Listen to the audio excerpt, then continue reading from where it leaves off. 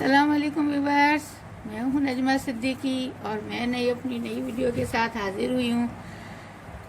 उम्मीद है आप लोग सब खैरियत से होंगे, रमज़ान गुजार रहे होंगे, रोज़े रख रहे होंगे और इसके साथ साथ मेरा पढ़ाया हुआ सबक भी शायद याद कर रहे हो। जो मैं आप लोगों को लेके चली हूँ सिंधी के जो सबक मैंने आप लोगों को पढ़ाए हैं, मुझे उम्मीद है कि आप लोगों को वो सबक याद हुए होंगे, समझ आए होंगे। अब हम अपने आगे जो है सबक की तरफ चलते हैं, जिसमें कि ग्रामर हमारे लिए बहुत ज़रूरी होती है। वो हर चीज़ में ज़रूरी होती है, उर्दू हो, इंग्लिश हो, अरबी हो, कुछ भी हो, कोई भी ज़बान हो, उसके लिए ग्रामर जो है बहुत इम्पोर्टेंट होती है। तो उसमें काइंड्स होती है उसकी, जिसकी कि आज मैं आप लोगों को आगे सबक में बताऊंगी। सबक शुरू करने से पहले आप लोग मेरे चैनल को सब्सक्राइब कीजिए, शेयर कीजिए, लाइक कीजिए और बेल आइकन का बटन दबाना हरगिज़ ना भूलिए। तो चलते हैं हम अब अपने सबक की जानिब, जिसमें क्या हमने लिया है इक़साम, काइंड्स ऑफ नाउन, यानी इस्म जी इक़साम। इस्म क्या है, इस्म क्या है। इसी तरह से व्हाट इज नाउन, इस्म क्या है, नाउन क्या है।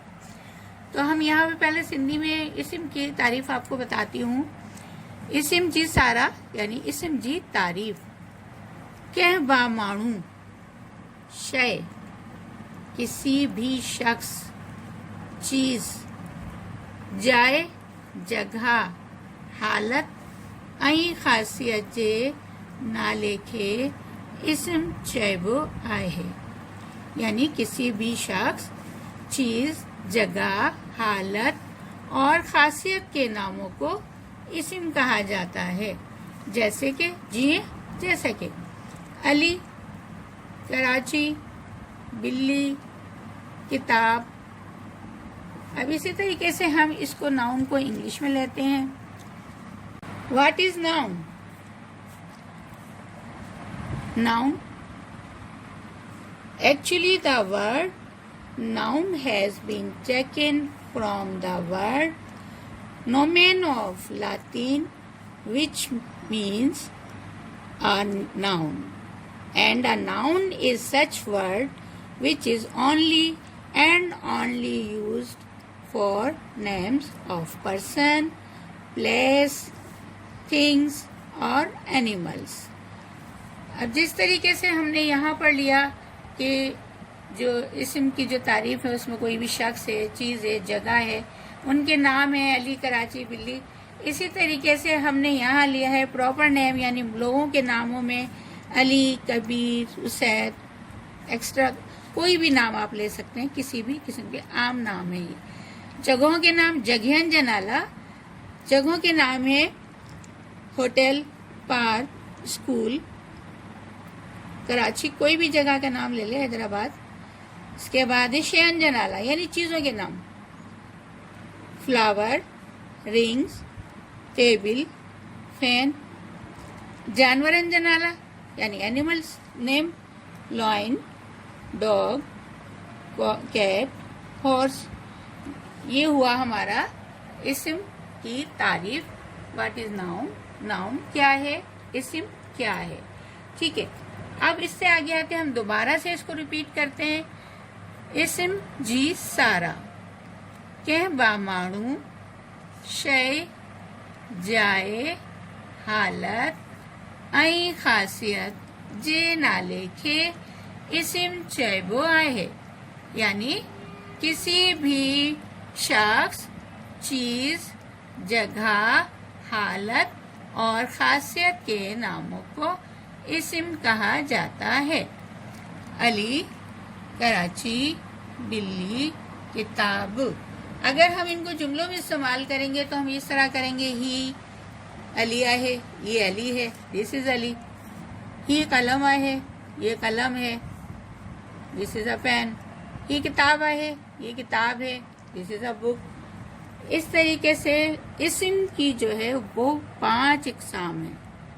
इस्म जा 5 क़िस्म आहिन। इस्म के 5 इक़साम हैं। नंबर 1 इसमें आम, नंबर 2 इसमें ख़ास, नंबर 3 इसमें ज़ात, नंबर 4 इसमें जमा, नंबर 5 इसमें जिन्स। नंबर 1 अब आता है हमारे पास, इसमें आमजी सारा यानी common noun.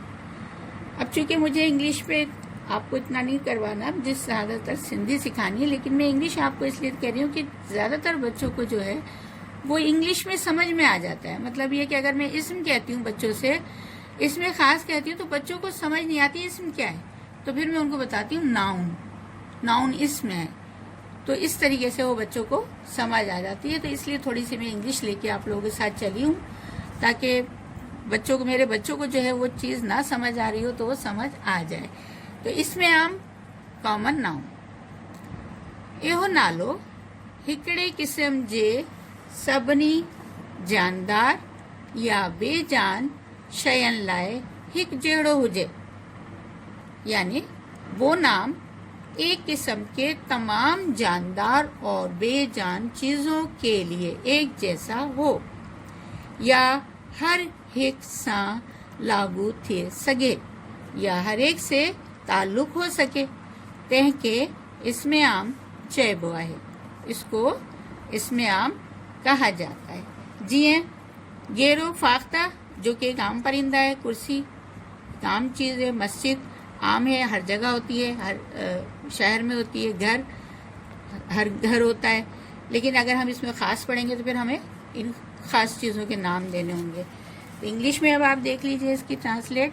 A common noun is a name of a common place, person, place, an animal or anything।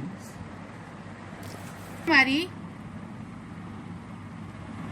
दूसरे हमारी किस्म है इसमें खास।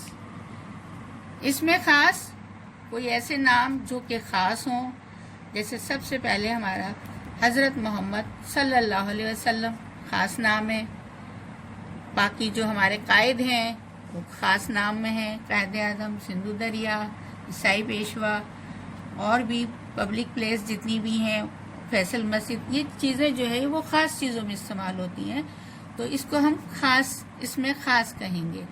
एहो लफ्ज़ जो के बामाणू बई जानदार या बेजान शई जो ख़ास तरह नालो हुजे, यानी वो लफ्ज़ जो किसी भी शख्स दूसरे जानदार या बेजान चीज़ का ख़ास तरह से नाम हो, तंहिंखे इसमें आम चइबो आहे, उसको इसमें आम कहा जाता है।